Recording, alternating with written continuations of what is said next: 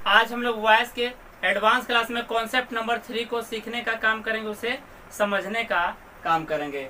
अगर आपको subject plus is am are was were have had has और उसके बाद में यहाँ पे आपको 2 प्लस V1 प्लस ऑब्जेक्ट दिया हो, इस तरह के स्ट्रक्चर को हम एक्टिव वॉइस कहते हैं। इस तरह के स्ट्रक्चर को एक्टिव वॉइस कहा जाता है। अब हमें जानना क्या है कि इस तरह का अगर स्ट्रक्चर दिया हो, इस स्ट्रक्चर पे अगर आपको एग्जांपल दिया हो तो इसका पैसिव कैसे बनाया जाएगा, इसका पैसिव कैसे किया जाएगा। तो हमने आपको कहा था object of the active voice becomes subject in the passive voice, यानी जो आपका एक्टिव का ऑब्जेक्ट होगा उसी को पैसिव का सब्जेक्ट बना दिया जाता है, सब्जेक्ट। फिर उसके बाद में appropriate auxiliary verb is used. तो यहाँ पे जो आपका इज है, इज, एम, आर, वॉज, वर,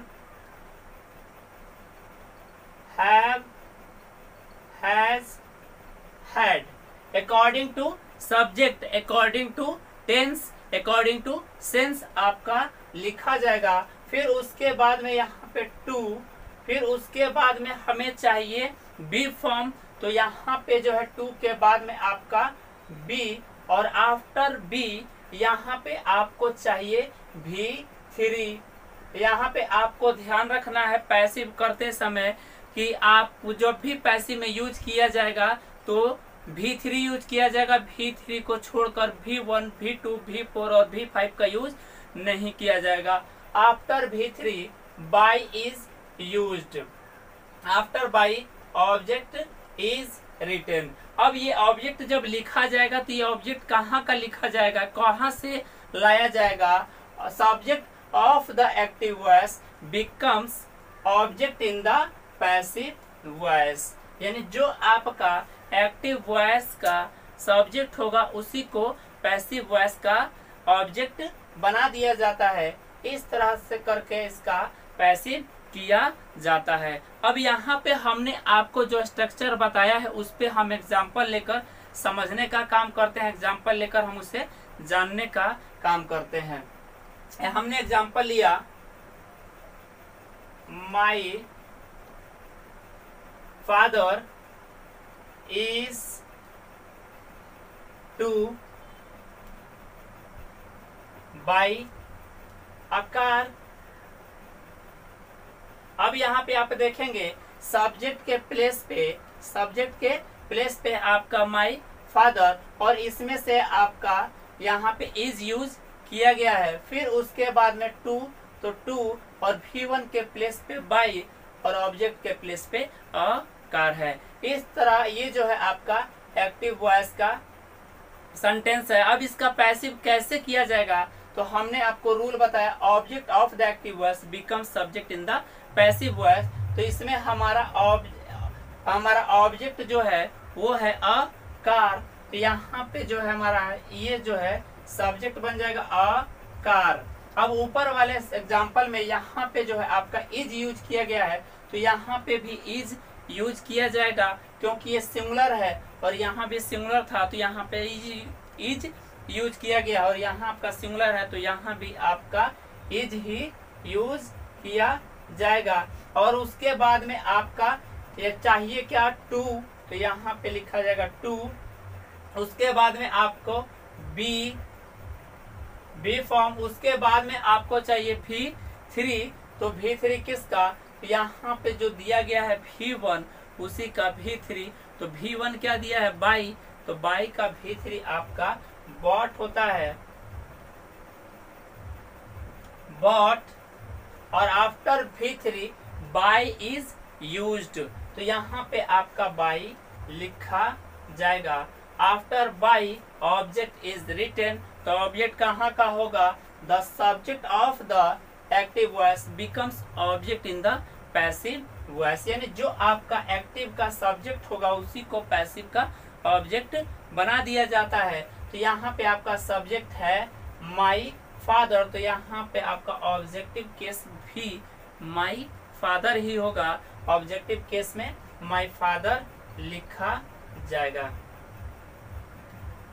इस तरह से करके इसका पैसिव बनाया जाता है, इस तरह से करके इसका पैसिव किया जाता है। अब यहाँ पे हमने एक्टिव से पैसिव किया और पैसिव से हम एक्टिव भी करते हैं, तो इसका मतलब ये है कि दोनों के बीच में, एक्टिव और पैसिव के बीच में सिमिलरिटी है, समानता है। तो क्या समानता है, क्या सिमिलरिटी है, उसे हम जानने का काम करते हैं, उसे हम समझने का काम करते हैं।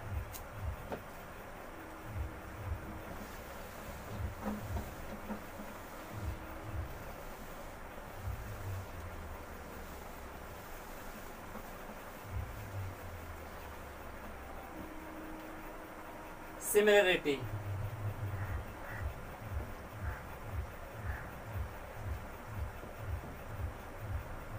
एक साइड हमने लिया एक्टिव वॉइस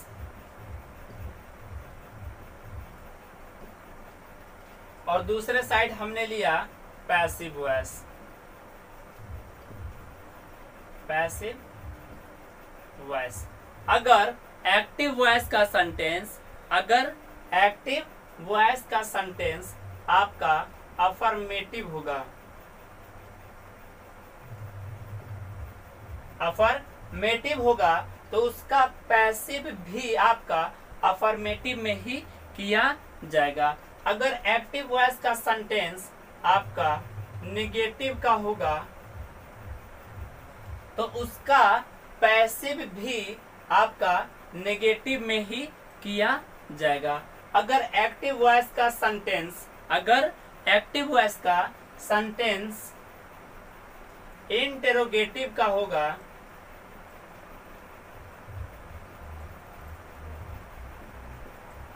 इंटेरोगेटिव का होगा, तो उसका पैसिव भी आपका इंटेरोगेटिव में ही किया जाएगा। अगर एक्टिव वॉइस का सेंटेंस, अगर एक्टिव वॉइस का सेंटेंस आपका interrogative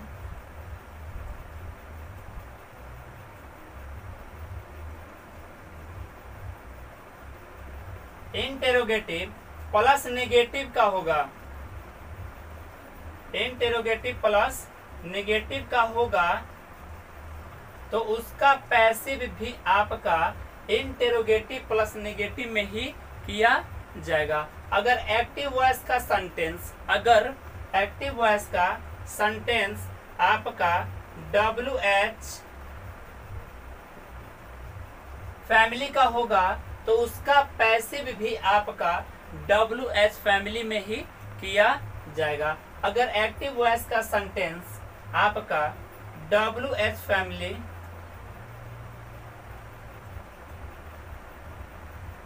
WH family plus negative का होगा, नेगेटिव का होगा, तो उसका पैसिव भी आपका WH फैमिली प्लस नेगेटिव में किया जाएगा। क्या कहा हमने? हमने कहा अगर एक्टिव वॉइस का सेंटेंस अफर्मेटिव का होगा तो उसका पैसिव भी अफर्मेटिव में ही बनाया जाएगा।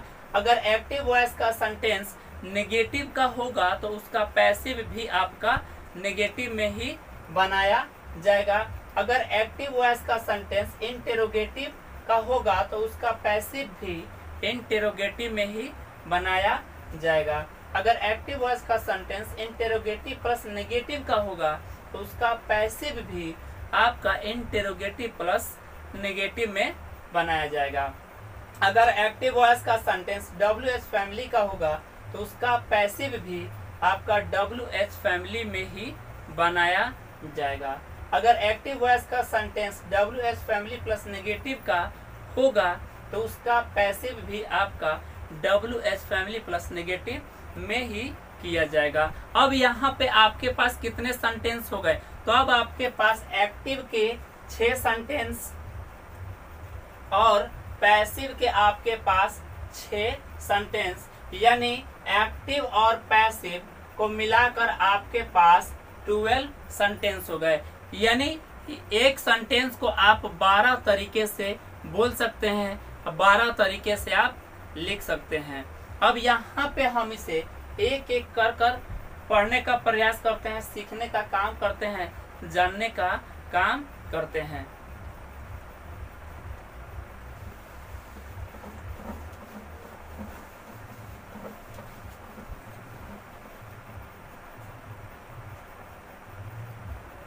वॉइस,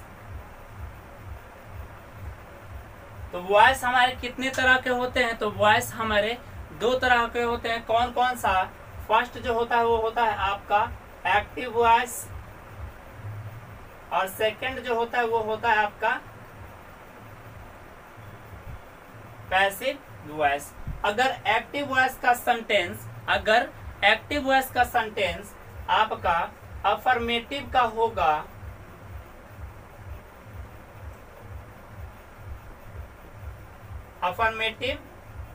का होगा, तो उसका स्ट्रक्चर क्या होगा? तो उसका जो स्ट्रक्चर होगा वो होगा आपका subject plus is, am, are, was, were, have, has, had plus 2 plus V1 plus object. अब इसका पैसिव कैसे किया जाएगा? तो इसका जो पैसिव किया जाएगा, object of the active voice become subject in the passive voice. उसके बाद में यहाँ पे जो है आपका ये is, am, are, was, were,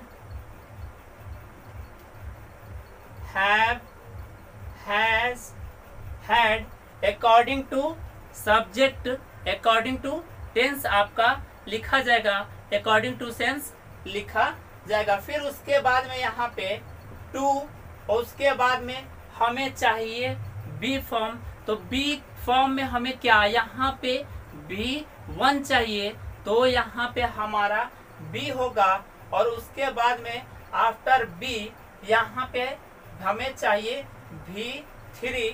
passive जब भी करना है तो आपको ध्यान क्या रखना है, जब भी यूज किया जाएगा तो V3 यूज किया जाएगा, और क्या यूज नहीं किया जाएगा तो V1, V2, V4 और V5 का यूज नहीं किया जाएगा।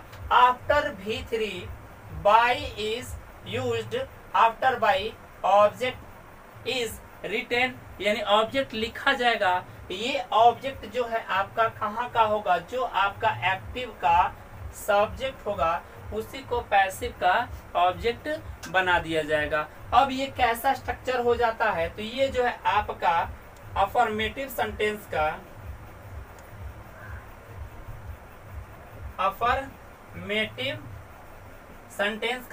स्ट्रक्चर हो जाता है, अफर्मेटिव सेंटेंस का स्ट्रक्चर बन जाता है। अब यहाँ पे जो हमने आपको स्ट्रक्चर दिया है, इस पे हम एग्जाम्पल लेकर समझने का काम करते हैं, जानने का काम करते हैं। तो यहाँ पे आप एग्जाम्पल में लिखे सी इज टू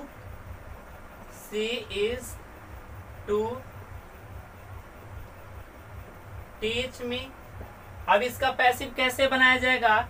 तो object of the active voice become subject in the passive voice. तो मी है, तो मी का सब्जेक्टिव केस आपका और आई हो जाएगा, और आई के साथ यहाँ पे क्या यूज किया जाएगा? इज, एम, आर क्या यूज किया जाएगा? तो यहाँ पे प्रेजेंट है तो प्रेजेंट है, तो इसमें इज या एम या आर कोई एक यूज किया जाएगा। तो आई के साथ यहाँ पे एम यूज किया जाएगा। अब यहाँ पे आपको ध्यान रखना है, हैव भी इसके साथ आ सकता है, लेकिन कब? जब यहाँ पे आपको हैव, हैज या दिया होता तब यहाँ पे हमारा हैव यूज किया जाता। लेकिन ऊपर वाले सेंटेंस में, एक्टिव वाले सेंटेंस में इज का यूज किया गया है, तो यहाँ पे आपका इज, एम, आर से कोई एक वर्ब लिखा जाएगा अकॉर्डिंग टू सब्जेक्ट। उसके बाद में हमें चाहिए टू, आई एम टू, और टू के बाद में हमें चाहिए बी, तो यहाँ पे आपका बी होगा। और उसके बाद में चाहिए V3, किसका V3? जो एक्टिव वॉइस का आपका V1 है उसी का V3 चाहिए, तो V1 है टीच, और टीच का V3 आपका डॉट होता है, डॉट। उसके बाद after V3 by is used, तो बाय यहाँ पे लिखा जाएगा। और उसके बाद जो है आपका चाहिए ऑब्जेक्ट, तो ऑब्जेक्ट कहाँ से आएगा? जो आपका एक्टिव वॉइस का सब्जेक्ट होगा उसी को पैसिव वॉइस का ऑब्जेक्ट बना दिया जाता है। तो यहाँ पे आपका है सी, तो सी का ऑब्जेक्टिव केस आपका हर। इस तरह से करके पैसिव बनाया जाता है, इस तरह से करके पैसिव किया जाता है। अब यहाँ पे हमने एक एग्जाम्पल आपको देकर समझाया है, आप एक एग्जाम्पल और लिख लें ताकि आपको समझने में कोई दिक्कत ना हो। हैव और हैज पे, इस पे आप एग्जाम्पल लिखें। आई हैव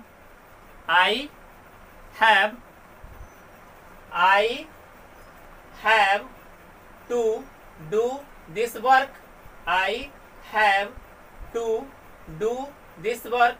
अब इसका पैसिव कैसे बनाया जाएगा? तो यहाँ पे इसका पैसिव जो बनेगा, this work has to be done by me, this work has to be done by me. इस तरह से करके इसका पैसिव बनाया जाएगा। अब यहाँ पे हमने अफर्मेटिव देखा, अब हम नेगेटिव को भी जानने का काम करते हैं, उसे भी हम समझने का काम करते हैं।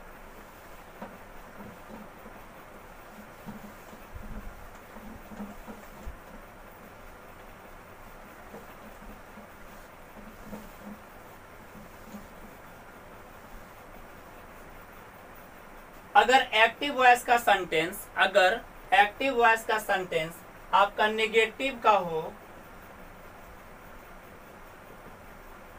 नेगेटिव का हो, तो उसका स्ट्रक्चर क्या होगा? तो उसका स्ट्रक्चर होगा यहाँ पे subject plus is, am, are, was, were, have, has, had, और उसके बाद में यहाँ पे not plus two plus V1 plus object. अब इसका पैसिव कैसे किया जाएगा? तो इसका passive, the object of the active voice become subject in the passive voice, यानी जो आपका एक्टिव का ऑब्जेक्ट होगा उसी को पैसिव का सब्जेक्ट बना दिया जाता है। अब उसके बाद में फिर यहाँ पे is, am, are, is, am, are, was, were, have, has, had। उसके बाद में यहाँ पे नॉट, टू, फिर उसके बाद में यहाँ पे बी फॉर्म का बी, और उसके बाद में यहाँ पे V3, after V3 by is used, after by object is written. ये ऑब्जेक्ट कहाँ का होगा? तो जो आपका एक्टिव का सब्जेक्ट होगा उसी को पैसिव का ऑब्जेक्ट बना दिया जाता है। अब ये कैसा स्ट्रक्चर बन जाता है? ये भी आपका नेगेटिव सेंटेंस का, नेगेटिव सेंटेंस का स्ट्रक्चर बन जाता है। अब यहाँ पे हम इससे भी एग्जाम्पल से समझने का काम करते हैं, सीखने का काम करते हैं। हमने एग्जाम्पल लिया, she is not to teach me. अब इसका पैसिव कैसे बनाया जाएगा? तो यहाँ पे जो एक्टिव का ऑब्जेक्ट होगा उसी को पैसिव का सब्जेक्ट बना दिया जाएगा। तो यहाँ पे मी है तो मी का सब्जेक्टिव केस आई, तो यहाँ पे आपका आई के साथ एम और एम के साथ यहाँ पे आपका नेगेटिव है तो नॉट का यूज किया जाएगा। और उसके बाद टू, तो यहाँ पे टू और आफ्टर टू बी फॉर्म लिखा जाएगा, तो यानी बी फॉर्म का V1। तो यहाँ पे जो है आपका टू के बाद ऑलवेज V1 आता है, तो यहाँ पे B after B V3 is used. किसका V3? जो आपका एक्टिव वॉइस का V1 होगा उसी का V3 लिखा जाएगा। तो टीच का dot after V3 by is used, तो यहाँ पे आपका by after by object is written, लेकिन कहाँ का ऑब्जेक्ट लिखा जाएगा? ये जो है आपका एक्टिव वॉइस का जो सब्जेक्ट होगा उसी को पैसिव वॉइस का ऑब्जेक्ट बना दिया जाता है। तो यहाँ पे आपका सी है तो सी का ऑब्जेक्टिव केस हर, तो यहाँ पे आपका हर हो जाएगा। इस तरह से करके इसका पैसिव बनाया जाता है। यहाँ पे हमने एक एग्जाम्पल देकर आपको समझाया है। अब यहाँ पे आप एक एग्जाम्पल और लिख लें ताकि आपको समझने में कोई दिक्कत ना हो, कोई परेशानी ना हो। एग्जाम्पल लिखें, I have not to do this work, I have not to do this work. अब इसका पैसिव कैसे बनाया जाएगा? तो this work has not to be done by me, this work has not to be done by me. इस तरह से करके पैसिव बनाया जाएगा। बोलो यहाँ तक आपको कोई दिक्कत है? आपको समझ में आ रहा कि नहीं आ रहा? समझ में आ रहा है। अब यहाँ पे हमने नेगेटिव देखा, तो अब हम इंटेरोगेटिव को पढ़ने का काम करते हैं, समझने का काम करते हैं।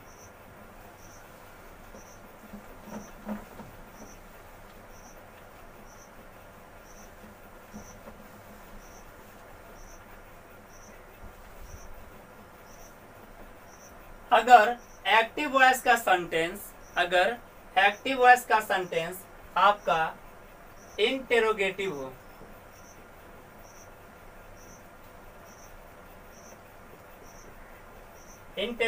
हो, तो उसका स्ट्रक्चर क्या होगा? तो उसका स्ट्रक्चर होगा आपका am, is, are, was, were, have, has, had, फिर उसके बाद यहाँ पे सब्जेक्ट, फिर उसके बाद to plus V1 plus object, last में क्वेश्चन मार्क लिखा जाएगा। अब यहाँ पे इसका पैसिव कैसे किया जाएगा? जो ऑक्सिलरी वर्ब है यहाँ पे आपका सेम लिखा जाएगा। यहाँ पे is, am, are, was, were, have, has, had. अब यहाँ पे जो ये सब यूज किया जाएगा auxiliary verb is, am, are, was, were, have, has, had, ये जो है आपका न्यू सब्जेक्ट के अकॉर्डिंग यूज किया जाएगा। फिर यहाँ पे इसके बाद क्या चाहिए? तो यहाँ पे आपको सब्जेक्ट के बाद में टू के बाद में बी और बी के बाद में V3, after V3 by is used, after by object is written. लेकिन ये ऑब्जेक्ट जो है कहाँ का लिखा जाएगा? ये ऑब्जेक्ट जो है आपका जो एक्टिव का सब्जेक्ट होगा उसी को पैसिव का ऑब्जेक्ट बना दिया जाता है, और जो आपका एक्टिव का ऑब्जेक्ट होगा उसी को पैसिव का सब्जेक्ट बना दिया जाता है। अब ये कैसा स्ट्रक्चर हो जाता है? तो ये जो है आपका इंटेरोगेटिव सेंटेंस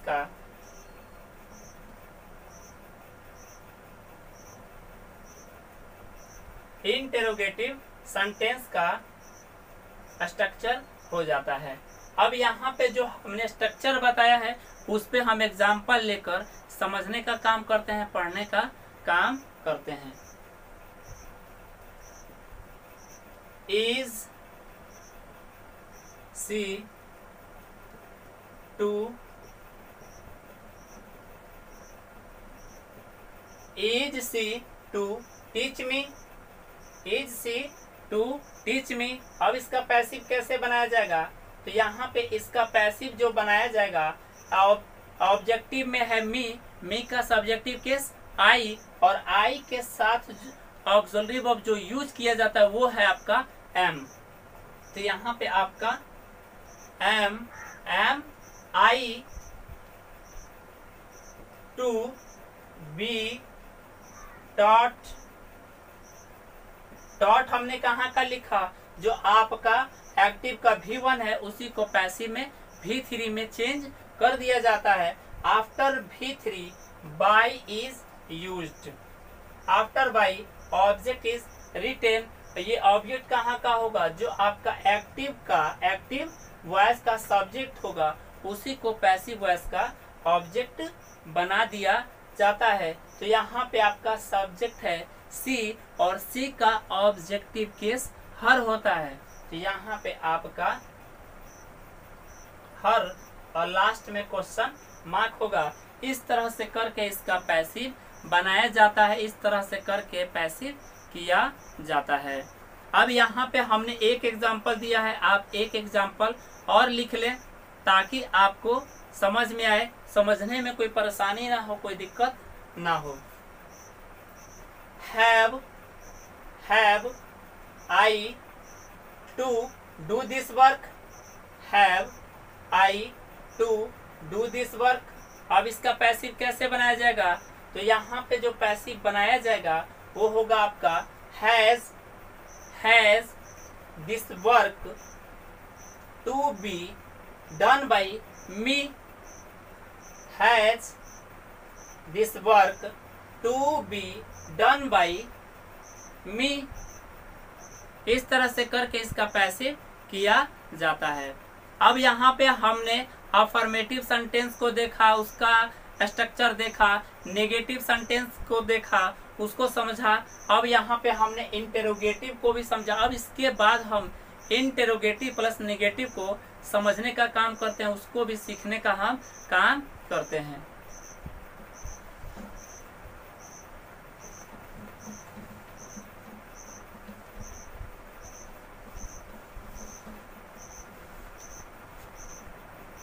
अगर एक्टिव वॉइस का sentence interrogative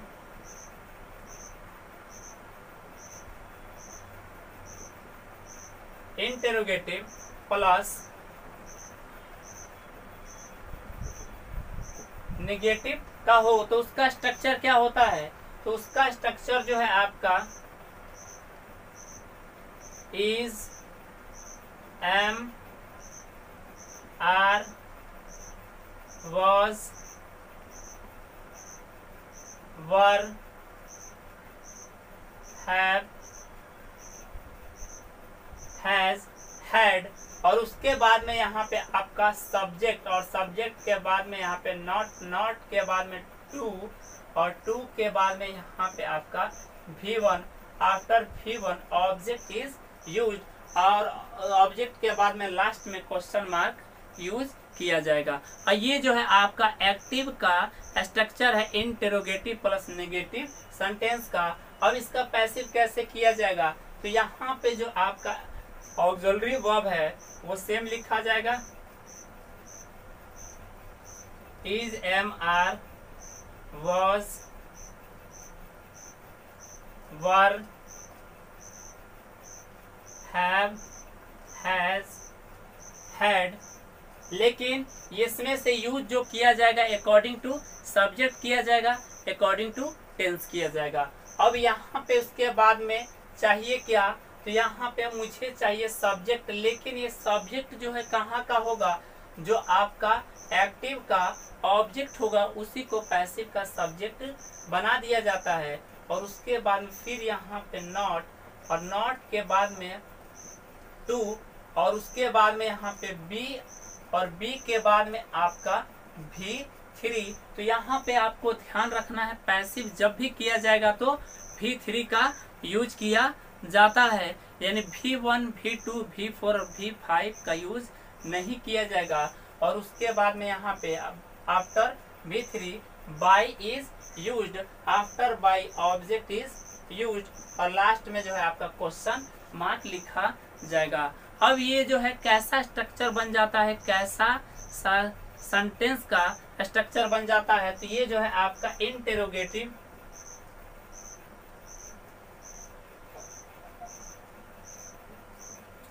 plus negative sentence का स्ट्रक्चर बन जाता है। अब इसको भी हम एग्जाम्पल से समझने का काम करते हैं, एग्जाम्पल से हम जानने का काम करते हैं। हमने एग्जाम्पल लिया is she not to teach me.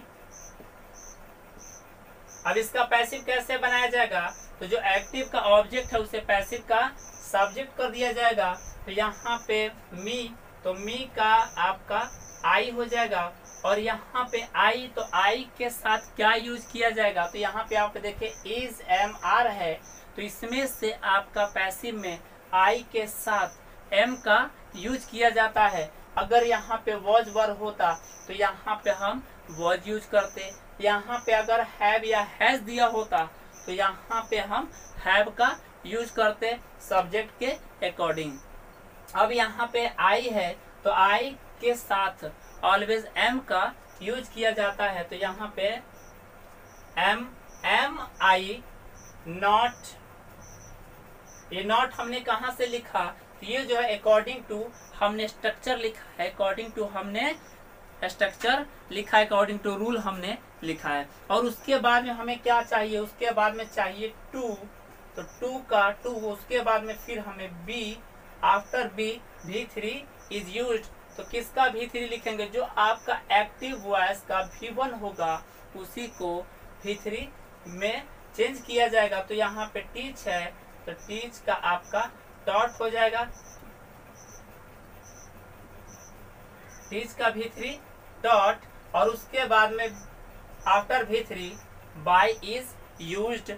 After by मुझे क्या चाहिए, मुझे चाहिए ऑब्जेक्ट, तो ऑब्जेक्ट कहाँ से लाया जाएगा, ये ऑब्जेक्ट जो है आपका एक्टिव वॉइस का जो सब्जेक्ट होगा उसी को पैसिव वॉइस का ऑब्जेक्ट बना दिया जाता है। तो सी है तो सी का ऑब्जेक्टिव केस हर होता है। इस तरह से करके इसका पैसिव बनाया जाता है।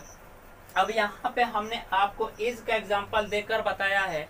अब यहाँ पे आपको एक एग्जांपल हैव हैज का भी लिखें ताकि आपको समझने में कोई दिक्कत ना हो, कोई परेशानी ना हो। Have I not to do this work, have I not to do this work. अब इसका पैसिव कैसे बनाएंगे, तो यहाँ पे हमारा ऑब्जेक्ट क्या है, दिस वर्क, और दिस वर्क आपका सिंगुलर है या प्लुरल है, तो यहाँ पे दिस वर्क आपका सिंगुलर है तो इसके साथ सिंगुलर वर्ब यूज किया जाएगा। तो has this work not to be done by me, has this work not to be done by me. इस तरह से करके इसका पैसिव बनाया जाता है। अब हम WH फैमिली को जानने का काम करते हैं, उससे हम पढ़ने का काम करते हैं।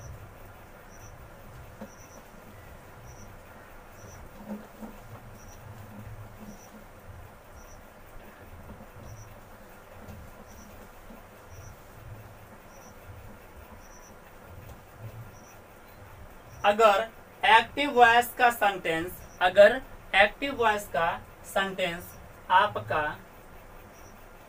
WH फैमिली का होगा तो उसका स्ट्रक्चर क्या होगा, उसका स्ट्रक्चर होगा आपका WH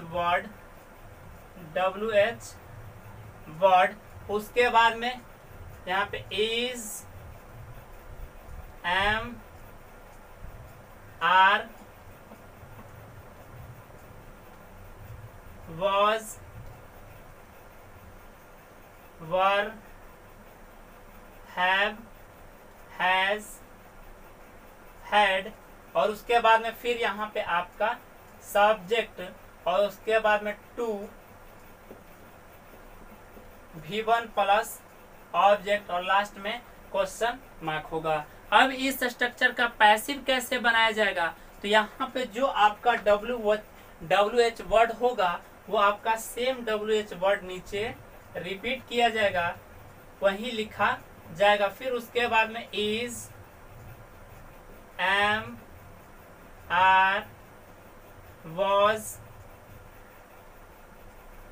were, have, has, had और फिर उसके बाद में सब्जेक्ट। ये सब्जेक्ट कहाँ का होगा, जो एक्टिव का ऑब्जेक्ट होगा उसी को पैसिव का सब्जेक्ट बना दिया जाता है। फिर उसके बाद में आपका टू और उसके बाद में be, after be V3 is used, after V3 by is used, after by object is written. लेकिन ऑब्जेक्ट कहाँ का लिखा जाएगा, जो आपका एक्टिव वॉइस का सब्जेक्ट होगा उसी को पैसिव का ऑब्जेक्ट बना दिया जाएगा और उसके बाद में क्वेश्चन मार्क यूज किया जाएगा, क्वेश्चन मार्क लिखा जाएगा। अब ये कैसा स्ट्रक्चर हो जाता है, तो ये जो है आपका WH फैमिली का, WH फैमिली का स्ट्रक्चर हो जाता है। अब यहाँ पे जो हमने आपको स्ट्रक्चर दिया है उसे हम एग्जाम्पल से समझने का काम करते हैं, उसे हम एग्जाम्पल्स के साथ पढ़ने का काम करते हैं। तो एग्जाम्पल आप लिखें, when am, when is she, when is she to teach me, teach me। अब इसका पैसिव कैसे किया जाएगा, तो हमने कहा है जो आपका WH वर्ड होगा वही आपका WH वर्ड सेम यहाँ लिखा जाएगा। तो यहाँ आपका है when, तो यहाँ पे आपका when होगा, when। और उसके बाद हमें चाहिए पहले सब्जेक्ट, तो सब्जेक्ट कहाँ का होगा, जो आपका एक्टिव वॉइस का ऑब्जेक्ट होगा उसे को पैसिव वॉइस का सब्जेक्ट बना दिया जाएगा। तो यहाँ पे जो आपका ऑब्जेक्ट है वो मी है और मी का ऑब्जेक्टिव केस आप मी का सब्जेक्टिव केस आपका आई और आई के साथ हम एम का यूज करते हैं। यहाँ पे एम लिखा जाएगा, क्यों, क्योंकि ये जो है आपका इज एम आर की कैटेगरी का है, यानी बी फॉर्म की कैटेगरी का है। तो यहाँ पे आपका एम होगा और उसके बाद में यहाँ पे आपका टू और उसके बाद में बी और उसके बाद में V3। तो किसका V3, जो एक्टिव वॉइस का वर्ब 1 होगा या फिर 2 होगा या 3 होगा या 4 होगा या 5 होगा, उसी को हम क्या करते हैं V3 में चेंज कर देते हैं। लेकिन इस तरह के स्ट्रक्चर में आपको जब भी दिया गया होगा तो आपको V1 दिया गया होगा। तो यहाँ पे V1 टीच है, तो टीच का आपका dot V3 dot after V3 by is used और उसके बाद में चाहिए हमें ऑब्जेक्ट। लेकिन ऑब्जेक्ट कहाँ का होगा, ये जो आपका एक्टिव वॉइस का सब्जेक्ट होगा उसी को पैसिव वॉइस का ऑब्जेक्ट बना दिया जाता है। तो यहाँ पे आपका सी है और सी का ऑब्जेक्टिव केस आपका हर होता है, तो यहाँ पे हर लिखा जाएगा, उसके बाद में क्वेश्चन मार्क होगा। इस तरह से करके पैसिव बनाया जाता है, इस तरह से करके पैसिव किया जाता है। अब बोलो क्या यहाँ पे आपको एक एग्जाम्पल और देने की जरूरत है या फिर इतने से आपको समझ में आ गया? तो एक एग्जाम्पल आप और लिख लें, जरूरत नहीं है तो कोई बात नहीं, लेकिन लिख ले ताकि फिर आपको समझने में परेशानी ना हो, दिक्कत ना हो। लिखें, when have I to do this work, when have I to do this work। अब इसका पैसिव कैसे किया जाएगा, तो यहाँ पे होगा आपका, इसका पैसिव लिखें, when has this work to be done by me। when has this work to be done by me। अब बोलो आपको समझ में आ रहा कि नहीं आ रहा, समझ में आ रहा है। चलिए अब यहाँ पे हमने WH फैमिली को पढ़ा, इसी के साथ हम लास्ट पढ़ते हैं WH family plus negative sentence.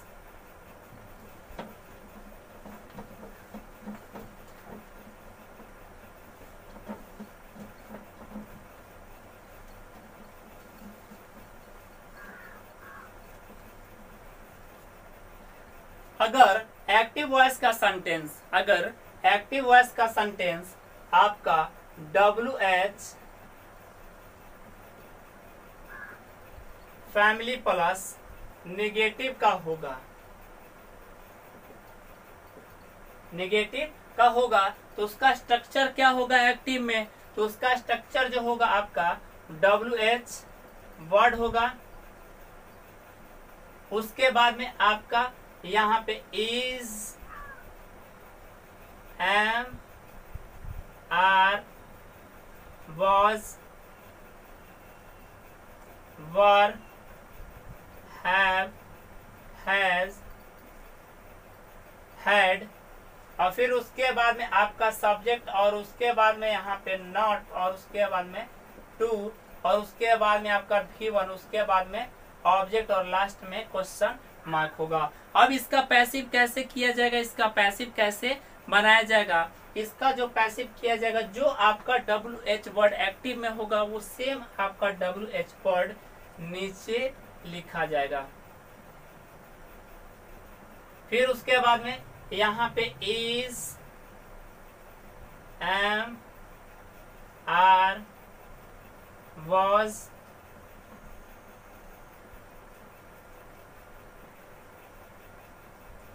Were, have, has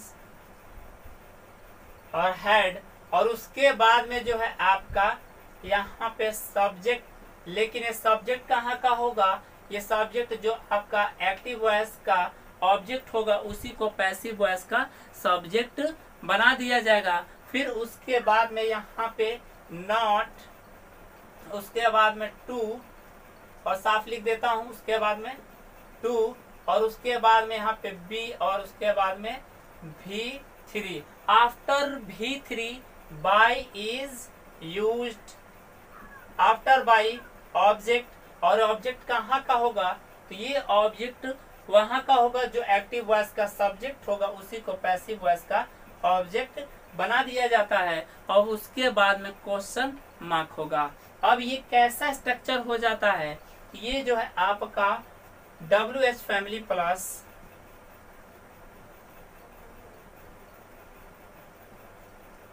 plus negative sentence का स्ट्रक्चर हो जाता है। अब यहाँ पे जो स्ट्रक्चर हमने बताया है, आपको लिखा है, उसे हम एग्जाम्पल के साथ समझने का काम करते हैं, एग्जाम्पल के साथ हम पढ़ने का काम करते हैं। हमने एग्जाम्पल लिया, when is she not to teach me, when is she not to teach me। इसका पैसिव कैसे किया जाएगा, तो हमने कहा जो आपका एक्टिव का WH वर्ड होगा वहीं आपका WH वर्ड नीचे रिपीट किया जाएगा पैसिव में। तो यहाँ पे when है, यहाँ पे आपका when, और when के बाद में यहाँ पे हमें चाहिए पहले सब्जेक्ट, और सब्जेक्ट कहाँ का होगा, ये जो सब्जेक्ट आपका एक्टिव का ऑब्जेक्ट होगा उसी को पैसिव का सब्जेक्ट बना दिया जाएगा। तो यहाँ पे है मी, तो मी का सब्जेक्टिव केस आई, तो यहाँ पे आपका आई लिखा जाएगा। और यहाँ पे आई के साथ मुझे चाहिए ऑक्सिलरी वर्ब, तो कौन सा ऑक्सिलरी वर्ब यूज करूँ? Is, am, are, was, were, have, has, had. यहाँ पे आपको ध्यान रखना है बी फॉर्म का है, तो यहाँ पे जो आपका सेंटेंस है बी फॉर्म का यानी इज है और ये प्रेजेंट का है, तो यहाँ भी बी फॉर्म में प्रेजेंट का वर्ब यूज किया जाएगा। तो यहाँ पे आपका एम यूज किया जाएगा।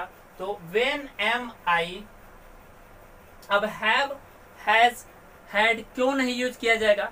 क्यों? क्योंकि वो जो है हैव ग्रुप का है, इसीलिए यहाँ पे हैव का यूज आई के साथ नहीं किया जाएगा, क्योंकि ये जो है आपका बी फॉर्म का सेंटेंस है, तो इसीलिए यहाँ पे आपका एम यूज किया जाएगा।